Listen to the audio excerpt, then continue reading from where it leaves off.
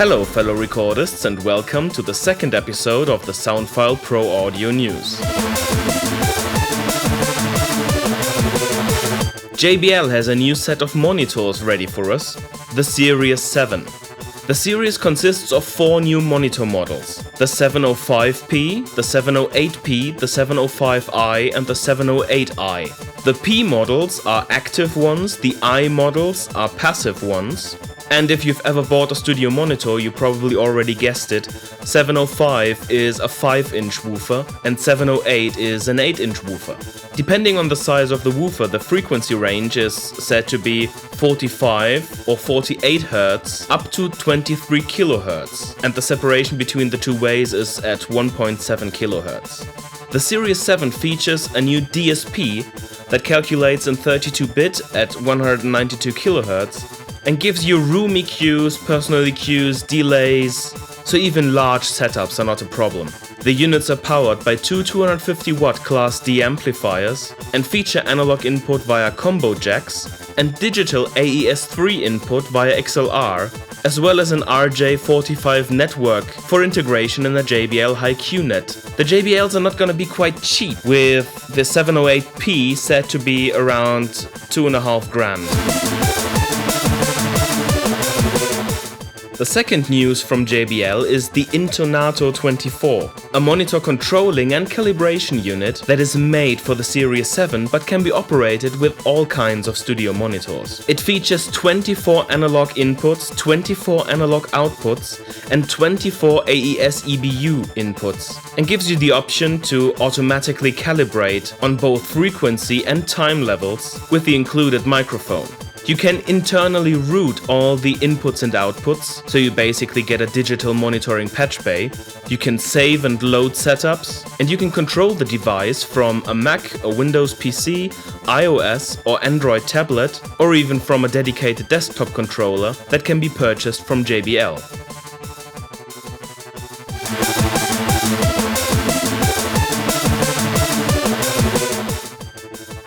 While we're speaking of monitors, Barefoot have announced a new affordable yet true Barefoot monitor. Although you have to consider that affordable means affordable in Barefoot terms. The new Footprint 01 is probably going to set you back about $3,500 per pair. For that money you get active 3-way monitors with 8-inch dual-force subwoofers, a 4-inch mid-speaker and a 1-inch dual-ring radiating tweeter. The Footprint 01 also features the MEME technology, simulating various styles of studio monitors. It is powered by Class D amplifiers with 500 watts for the subwoofers and 150 watts for the mid and high range. The frequency range is measured from 45 Hz to 40 kHz with a tolerance of 1 dB, and the separation points are at 250 Hz and 3.6 kHz.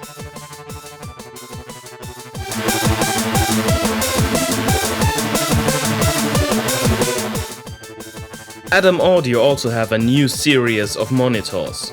The new S-Series is supposed to be their flagship series in the new version 3 and consists of 5 monitors. All of them give you the extended linear excursion woofers and the HPS waveguides for the SART high-range drivers. The larger ones will also give you the DCH mid-range driver. The new S-Series features a DSP board with a Shark chip to configure the speakers according to your room, and are said to be improved on the rounding of the cases and the aerodynamics of the bass reflex. The individual monitors are the S2V, a 2-way monitor with a 7-inch woofer ranging from 35 Hz to 50 kHz, the S3H with 2 7-inch woofers powered with 500 watts each, the 4-inch DCH mid-range driver with 300 watts and 50 watts for the SART with a range from 32 Hz to 50 kHz, the S3V with a 9-inch woofer at 500 watts, the DCH mid-range driver and the SART, also ranging from 32 Hz to 50 kHz, the S5H with two 10-inch woofers at 700 watts each, the DCH mid-range driver and the SART, ranging from 24 Hz to 50 kHz, and finally the S5V with a massive 12-inch woofer at 700 watts, the DCH mid-range driver and the the SART, ranging from 26 Hz to 50 kHz. The new S-Series is set to be available from February.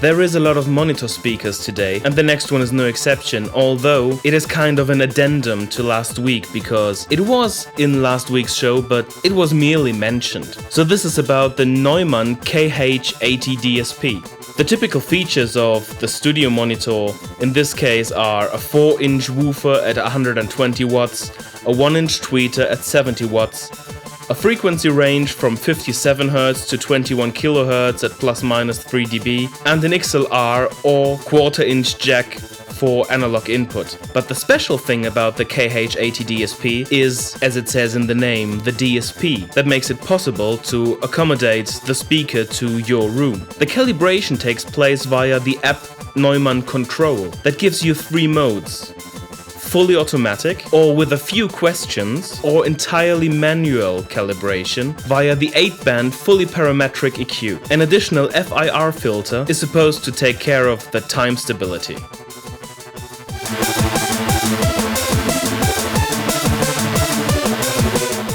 There is a new compressor from Mäag Audio, the Magnum-K. It is a single-channel compressor with 2 compression types, Magnum and K. The Magnum compressor is highly parametric, giving you all the knobs that you love, like ratio, threshold, attack, release, while the K compressor only has a threshold. The Magnum-K also features a parallel EQ with 1 band for low mids and an air band, as well as a soft limiter.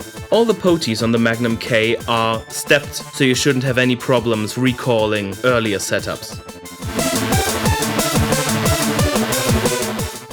Rupert Neve Designs has a new, bigger lunchbox rack. The R10 features 10 slots for API 500 compatible modules and provides you with up to 150% of the voltage that would be required by the API standard.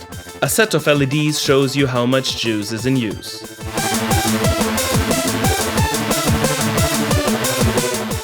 Sennheiser have new headphones, the HD200 Pro. The dynamic headphones were designed to be both workhorses and enjoyable when listening to music. They range from 20 Hz to 20 kHz at an impedance of 32 ohms and weigh 184 grams. Now that's it for the week. If you know of any news that we missed, please let us know so we don't repeat that mistake. Till then, go start recording.